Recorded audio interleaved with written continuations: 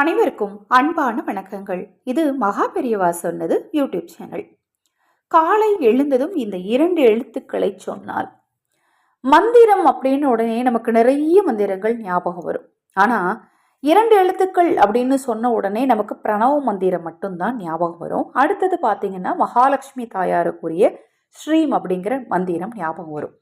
இது இரண்டையும் விட அதீத சக்தி வாய்ந்த ஒரு 2 எழுத்தை பற்றி தான் இந்த பதிவில் நம்ம பார்க்க இருக்கிறோம். இந்த 2 எழுத்து எப்பவுமே நமக்கு தெரியாமலே நம்மளுடைய சுவாசத்தின் வழியாக வெளியே வந்துக்கிட்டே இருக்கு அப்படின்னு சொல்லப்படுதுங்க. அந்த மந்திரத்தை நீங்கள் வாய் வழியாக உச்சரிக்கும் போது அது காற்றோடு கலந்து இந்த பிரபஞ்சத்தின் ஈர்ப்பு சக்தியை உங்களுக்கு அதீத அளவில் பெற்றுக் கொடுக்கும் அப்படின்னு சொல்கிறாங்க.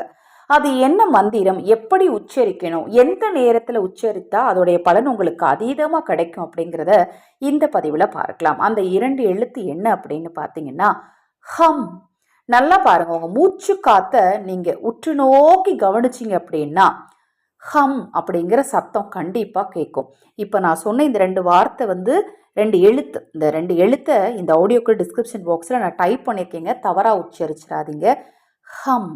அப்படி உங்களால் எவ்வளோ முடியுமோ அப்படி நீங்கள் சொல்லும்போது உங்ககிட்ட இருந்து வெளிவரக்கூடிய காற்று இந்த காற்றோடு இணைந்து இந்த பிரபஞ்சத்தோட சக்தியை உங்கள் மூச்சு குழாய் வழியாக உங்களுக்குள்ளே அனுப்பும்.